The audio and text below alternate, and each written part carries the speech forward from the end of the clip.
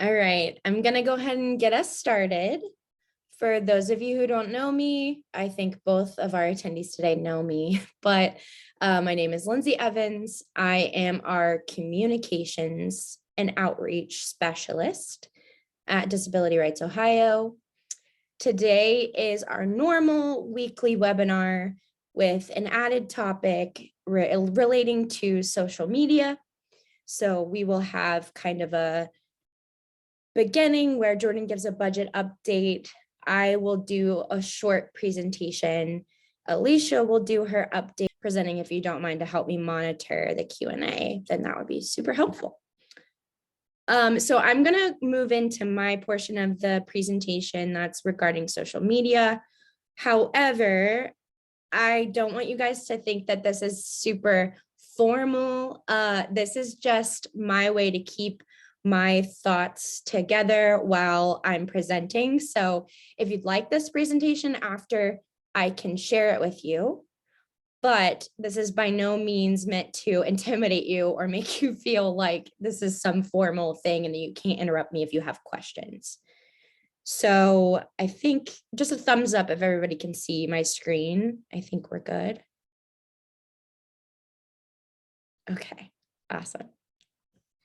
All right, so this is just a little breakdown of some of the social media tips and tricks that we have for you as you go out of kind of budget testimony season and into more personal self-advocacy season.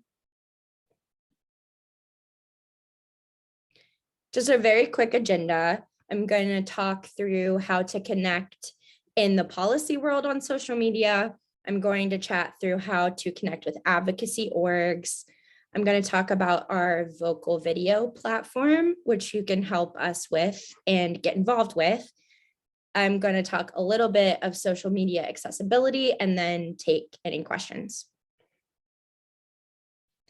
This is a very, very plain language, sort of parsed down presentation, but it does assume that you're someone that has basic familiarity with logging into platforms such as Twitter, Instagram, Facebook, and that you have just like a small cursory knowledge of how to navigate those platforms. If you're someone that needs extra support with navigating those platforms, before you even get to the step of self-advocacy and helping yourself advocate, I would just reach out to me privately. I have helped many people navigate the social media landscape one-on-one, and I'm more than happy to help anyone that needs that certain support. So to connect in public policy work, actually, even though Twitter can be kind of hostile at this point in time, it's one of the best platforms for public policy, connecting with your legislators and connecting with advocacy groups. So one of the best things that you can do, and I will kind of walk you through that at the end of this presentation, once I'm done sharing my screen, is go on to Twitter and check out different lists. Disability Rights Ohio, myself, there are plenty of other advocates out there and organizations who have a publicly viewable Twitter list of the different accounts and people that you can follow. That is the best way to start diversifying your social media platform to show you things that you want to be engaged with, and be able to see what certain kinds of organizations you want to engage with outside of the ones that you're already seeing on your timelines on social media accounts. So at the end of this presentation, I will go on to our actual Disability Rights Ohio profile, and I will show you one of our lists so that you can check those out if you'd like. Another thing that you can do to connect with your legislators is make sure to stay up to date on our email subscriptions. And the best way to stay on top of the email subscription is to just keep an eye on your email. It should always come from Disability Rights Ohio at the communications email address. Sometimes those emails get stuck in your promotion or your spam folder. So please make sure you're checking those. And then if you have other issues, you can reach out to us to let us know. I think our ASL interpreters are switching really quick, so let me get that going. Okay, perfect. Next, the best thing to do is to tag your advocacy groups when you reach out to a legislator on social media. This goes for all platforms, Twitter, Instagram, Facebook, whatever platform you're going through. If you have an advocacy group that you're very involved with or that you just enjoy connecting with, for example, I know that we have a couple people in this group who are really involved with the Ohio Olmstead Task Force. They might tag the Ohio Olmstead Task Force in their post to their legislator, or they might add someone that they have as a connection in that organization to their email to their legislator. That's not to say that the advocacy group is going to do anything to help you, but it will help to have some backup and accountability to know that those organizations are helping you to connect to your legislator. Hashtags are perfect. You can always check a hashtag and see the different kinds of conversations that we're having. For example, you can go onto the Budget with Care hashtag and you can see tons of different people chatting about our policy work, not just us at Disability Rights Ohio, but lots of other different advocates. And that's a great way to stay connected to the policy world. And then lastly, I have it linked on this PowerPoint, so I will share that if anybody wants it, but it's also just available on our website. Our resource center is an amazing thing to use. It has tons of ways that you can get involved, including how to find your legislator if you're not sure who they are, different advocacy groups that we are super connected with, just tons of information and resources, direct care crisis resources, vocal video links, everything you need is on that resource center. I'm going to double check that I don't have any questions. Someone just yell off mute if I need to shut up or stop. All right, next part. This might seem really obvious, but another great thing for you to do is just connect to as many advocacy groups as you possibly can think of or that you can find. That's the best way to stay connected with what different groups have and different priorities. So for example, there's a huge list on the left here. We've got the Breaking Silences Advocacy Committee, Autistic Self-Advocacy Network, Center for Independent Living, People First, supported decision-making. There's a lot. These are just like a couple of our favorites.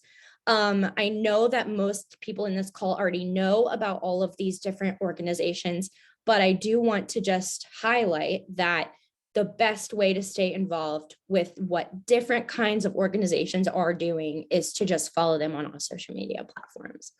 Again, a list is your best friend for this, because a lot of these advocacy groups do have lists already crafted that will help you to follow different kinds of people that you might not normally be seeing in your timeline. Another thing I want to make sure you do when you connect with this advocacy group, either on Instagram, Twitter, LinkedIn, Facebook, TikTok, what have you, is I really want you to make sure that you add your 5 W's into your post. So the who, what, where, when, and why. If you need the Autistic Self-Advocacy Network to see your article, then you want to make sure you say, this is me, my name is Lindsay. I'm from Columbus, I'm an autistic self-advocate. This is my article about proper restraint in school. And I'd love to hear a response back from you by X amount.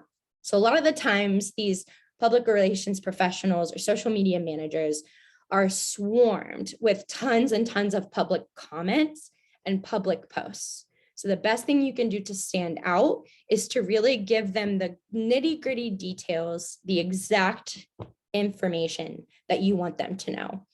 This is especially important if you're hosting an event or you want an advocacy event to be spotlighted. You really got to give us those basic details. When do you need us there? What is it for? And how can we help you? that will get people to immediately share your graphics, your post, your story, everything like that. Another thing that seems kind of silly and obvious, but avoid combative language. You want to try your best to make sure that the language that you use is neutral to the organization. So let's say, for example, you're having issues with the Ohio Developmental Disabilities Council. You might use Disability Rights Ohio to get help with the client side of those issues you're having with the other organization, but you wouldn't want to use social media to use that more direct or feedback type language, because lots of social media managers like myself or communication specialists are really on the lookout for things that are hostile to their organization, things that could be negative. So they're not going to spotlight those, even if they come across as positive.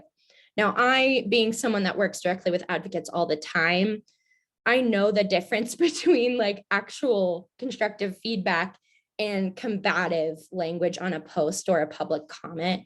But some people aren't as attuned to those different types of styles. So it's best to just avoid that combative language altogether. Another thing is to use your other connections. So for example, Alicia on this call is really involved with the Olmsted Task Force. She's super involved with the nursing crisis advocacy group. So she would be someone that if you want to get involved with those groups to reach out to and say, hey, Alicia, when's that meeting? Can I come join? Things like that. And then of course, Resource Center is perfect for advocacy groups. We have a whole list of different ones on there. Gonna pause, make sure no one needs to interrupt me. I'm almost done. I have 3 more slides. This is just a quick breakdown of Vocal Video. Vocal Video is a super accessible platform that allows you to share your story and do so either on a phone or a tablet or a computer. It's very simple. You just click to record, you allow the mic and allow your camera. Make sure you do that because that can get tricky. And then you share your story with us and we can share your story on our YouTube, on our platforms, everywhere that we go normally post. So I know there are some people on this call who have shared their story in a written format with us. You can also share your story written with us, but if you'd like to also share your story with your actual face or your actual voice, sharing the things that you've been through, that can be very powerful media for different organizations to pull from. So these 2 links are in this presentation. They're also on our resource page, but if you'd like this presentation after, you'll be able to click directly to these links and it'll post them for you to record your story. First one is the nursing crisis, and then the second one is the direct care crisis. Super true, Teresa. I just want to note that we got an answer in the Q&A or a question in the Q&A. Teresa had mentioned that the problem with video stories is that they're too long to hold interest, and I will agree with that. That's why we like the Vocal Video platform, because it definitely like cuts down on the timing. It only makes about a 5 to 10 minute video if you answer the prompts that we have set up pretty diligently. And then the nice thing about it is I, as the social media director, can go in and say, in collaboration with the advocate, right? I can say, ooh, this was a better take on this question. Can we keep this instead of that? And it kind of helps to like break it down a little bit. But I hear you, it can get long. I would caution us to worry about length for the stories of those of us that are sharing our story regarding disability culture, because like, one, it needs to be heard regardless of how long it might seem. And 2, it's not easy for a lot of people to read stories. So in some ways, you sharing your story visually and auditorially might be easier for people to access. But I agree with you, they can be too long. All right. This is a very, very, very short Social Media Accessibility 101. This is not exhaustive. I want to just mention that, just like Teresa said, every single person is going to have different needs and need different accommodations and need different things. So this is just like a blanket what you can do to make things as accessible as possible for as many people as possible, but this will definitely still miss some people. So it's best to tune it to your audience. Some of the things that I always make sure that we do on our DRO accounts is that we should never have text that overlaps another text. It's impossible to read. Screen readers can't catch it. Interpreters can't catch it on captioning. It's just horrible all the way around. You need to make sure that anywhere you can, text is large print. Alternative text is super important. So making sure that you have alt text written for each graphic. And I've learned from some of my buddies who are visually impaired or who have sight challenges, when they're reading alternative text, they really want to see not just the text on the screen, but for example, if I was doing alt text of this specific slide deck, I would make sure to include that it's a white background with like a pink circle on the left and the disability rights logo on the bottom. That gives our screen readers and people that read alt text without being able to see the graphic and understanding of what extra things might be on the post that you can't see that are just text. Alicia pointed this one out to us, and it's so true. If you have a hashtag, start a hashtag or use a hashtag. Make sure that hashtag is in camel case, which means every single word starts with an uppercase letter. So care, can't wait, with the C capitalized, and the W capitalized. That helps screen readers. It helps people with intellectual disabilities. It's just the most accessible way to use a hashtag so that it doesn't look all jumbled put together. Contrast on graphics, if you're using a graphic or you're making a flyer for an event, is very important. It's super tempting to say, I want to use that bright pink because it's a pool party and I want to put a sun and lots of blue in the background and make it look super cool.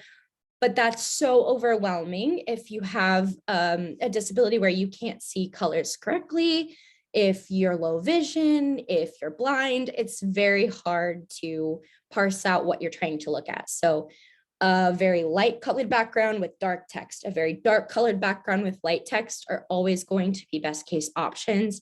There's lots of ways that you can look up how something looks to someone with maybe a color correction disability or who's visually impaired online. So I would encourage you to do that if you are in the business of making lots of graphics and flyers. And then screenshots of text, avoid them wherever possible. This is something that if you're used to PDFs is pretty common. You don't want to put a screenshot of a text into something because screen readers can't always read them. And a lot of people use screen readers. So you just don't want to do that to people who use that as an accommodation. Last thing is one idea per line, which is an autistic self-advocacy network guidance.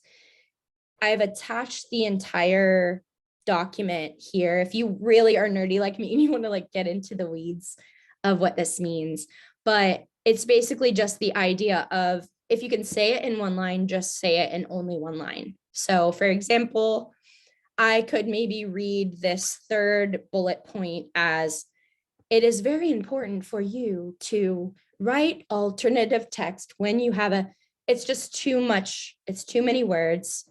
It's not in plain language and it's very jumbled for people to read.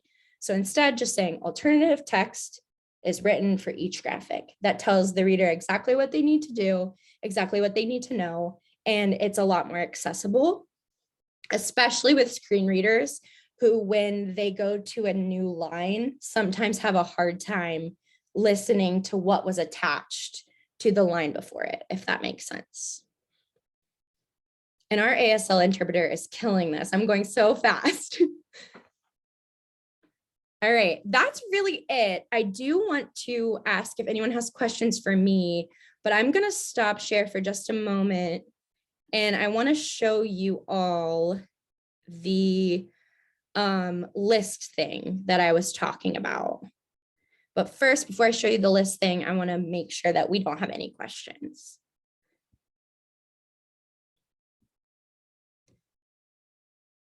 Okay, I want to show you guys the list situation here. So you should be able to see Disability Rights Ohio's Twitter right now on the screen share. This is kind of some inside baseball, so it's exciting to show you guys this. So if I go to Disability Rights Ohio's public profile, I have to go as myself. Hold on one second.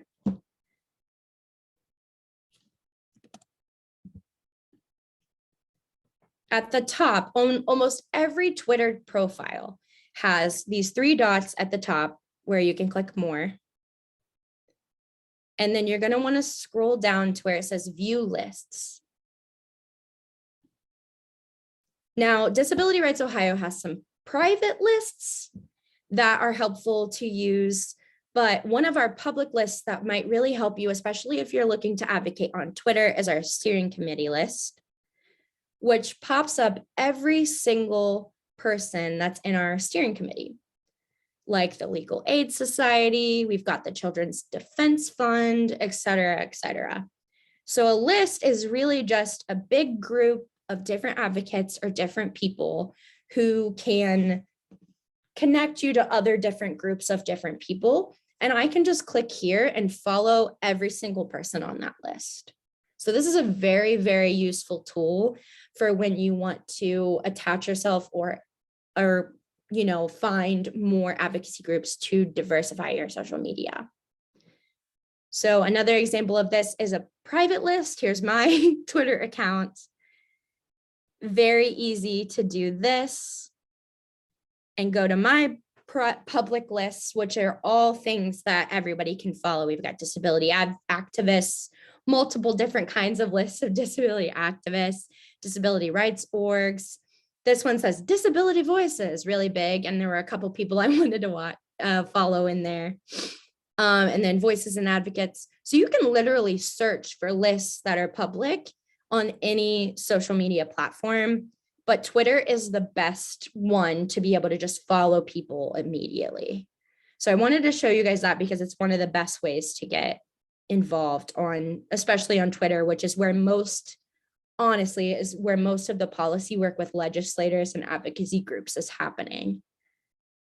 So I'm going to stop sharing my screen.